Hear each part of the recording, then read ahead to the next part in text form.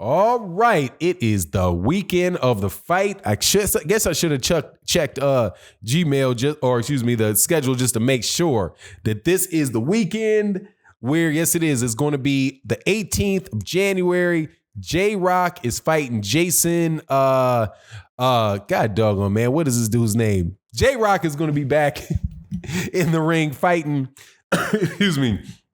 For the 154-pound title. I think it's Jason Rosario. Please forgive me for screwing up the guy's name. But I did a couple videos on it.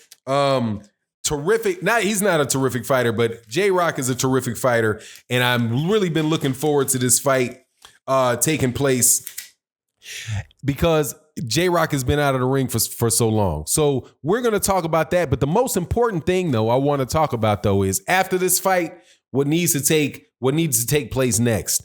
And what needs to take place next is a fight between J-Rock and Jermell Charlo. Please, let's go straight for it. Let's talk about the fight and let's talk about what happened next in this video.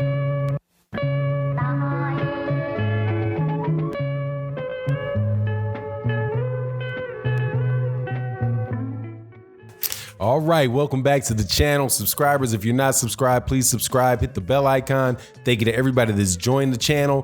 Thank you to all the Patreons over on the Patreon channel. Make sure you go check out the new videos that we have up and the new series we got going on in 2020. Also, thank you to everybody that comes by the live streams. Make sure you're there Sunday morning at 8 a.m.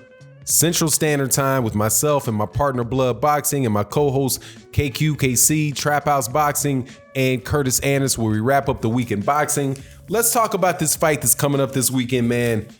I am looking forward to it, and I screwed it up in the intro to this video, but it is definitely Jason Rosario that J-Rock is fighting. But the fact that I had a hard time pulling up his name tells you right there that this is not a big name fighter.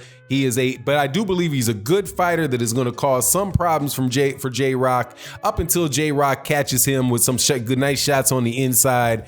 J-Rock is a tremendous fighter, and I think this guy's chin is a little bit wobbly. So I'm, calling this as a knockout, and I don't always call knockouts, but definitely a win for J-Rock, and I believe it's going to be a knockout win for J-Rock in this fight.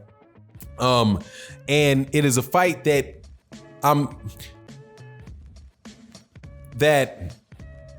I'm hoping leads right into a fight to unify 3 of the belts at 154 pounds. And that is a fight with Jermell Charlo. What I'm hoping that J-Rock does not, well, there's 2 things I hope J-Rock doesn't do, right? One is pull an Andy Ruiz, and number 2 is pull a Jarrett Hurd, okay? Now, first, what is the pull in the Andy Ruiz? And this is the one that I'm least concerned about. Going into his first championship fight, having taken his championship for granted, right? Blowing up way up in weight, right? Running around, living the high life, spending a bunch of money, really feeling like, he's the king of the world, not focusing and taking care of the fact that he's got another fight that he's got to fight, right? Now, clearly the win for J-Rock was not of the same stature financially or, as far as recognition around the world that the win for Andy Ruiz was over Anthony Joshua, but the same principle can still apply, man. And because you see it, you see it often where somebody wins a championship, they feel like they've made it, they've been working towards this for their whole life, and it's not a unexpected reaction for them, number 1, to get a big paycheck, and then relax, but number 2, to feel like they've made it and not feel as motivated to train because they're just not as hungry. What they say, what Marvin Hagler would say about how it's hard to get up and run in the morning when you're sleeping in silk sheets, right? So I'm hoping that does not happen to J-Rock, but honestly, having paid attention to him, watching his Twitter, listening to what he's talking about, and his mindset, I don't believe that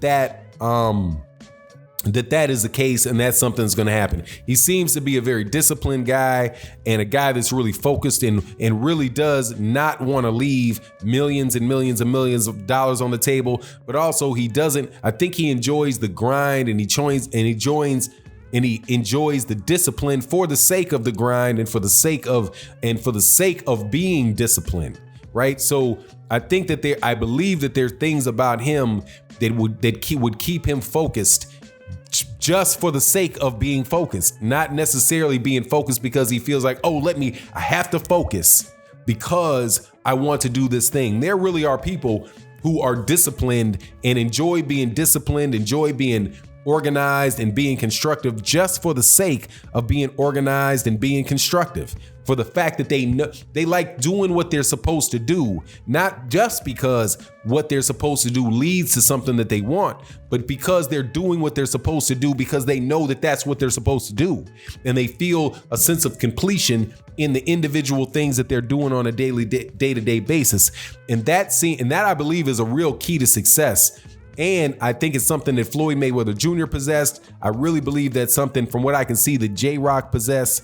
And because if it wasn't something that he possessed, he probably would not have come back from that loss that he had to Jermell Charlo when he got knocked out for the first time that he was fighting for a championship belt. Now, the mistake, though, that J-Rock could make is the Jarrett Hurd mistake. And what I believe, what I mean by the Jarrett Hurd mistake is that Jarrett Hurd played games and did not immediately take the Jermell Charlo fight for the WBC belt to unify the IBF, the WBA, and the WBC. Jarrett Hurd had a tone of wanting to take over the world when he fought right after he beat Austin Trout. For I do believe that was the IBF 154-pound title, right? He said, look, the next fight that I want Erislandy Lara. That's who I want next because he's the man at 154 pounds. And if I don't go for him, I'm going to go straight for him. And if I beat Erislandy Lara, then I become the man at 154 pounds. And then J-Rock did that in a tough fight, close fight, pulled it off with a knockdown at the end of the fight, right? But that's what he went for. Then his tone changed and he didn't press for the Jermell Charlo fight, as I recall it. Now, somebody may like Nino Brown might disagree with me in that regard, but I think that is a fair assessment of the situation, right? Then he became a lot less pressed to fight Jermell Charlo because he felt like he was the man because he had two. That, I believe, was a mistake. I think because then what happened to Jarrett Hurd? Jarrett Hurd took a fight against somebody. I can't remember the names, what the guy's name was, but I do believe that he was a British guy. I could be wrong, but he was somebody where J-Rock was trying to display his boxing skills for the first part of the fight, and he was having some difficulties laying hands on this guy, and then that particular guy, then he wound up having to change it up, and he wound up, just taking it straight to the guy in his original, the style, that pressing style that Jarrett Hurd likes, and he knocks him out. But then the next fight he had was against J-Rock, and he loses to J-Rock.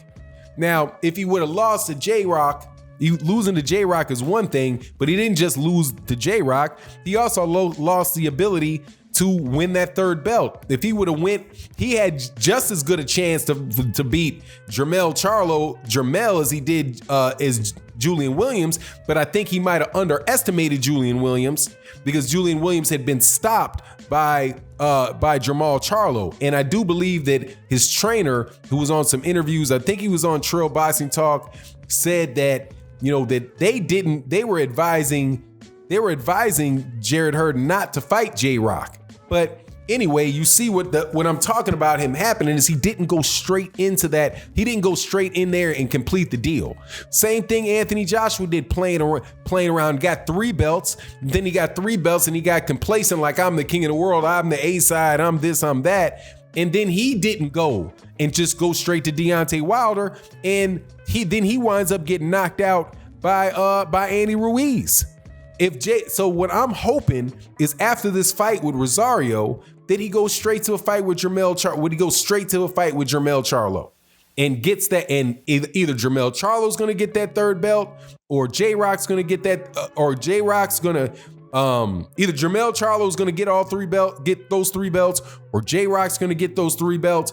Let them both have rematch clauses so they both get a shot at it. But then you're fighting for pretty much the only way and as close as you can get to unification at the 154-pound division. Now, the reason I say that is about as close as you can get to unification at the 154-pound division is because that WBO 154-pound belt has just been in limbo this whole time. First it was Jaime Munguia, right? Jaime Munguia never had any intention, and nor did his team have any intention on him ever fighting any of those guys that held the WBA, the IBF, the WBA, the IBF, or the WBC. No intention whatsoever to fight those guys, and it showed in this. The conversation hardly ever even came up. It was so obvious that he wasn't trying to do that. Same thing for this guy, for Teixeira.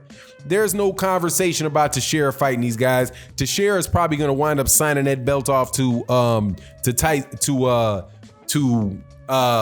Terrence Crawford, but Jermell Charlo and those guys, they can wrap that up. And I don't even think J-Rock, unless J-Rock has to fight Jarrett Hurd, because I know Jarrett Hurd did have a rematch clause.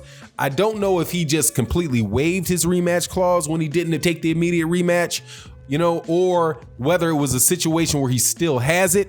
But, there's just an interim fight allowed for both of them before they did it. I'm not sure what the scenario is, but if it's a scenario where J-Rock can fight whoever he wants to fight, I say J-Rock just go straight for it.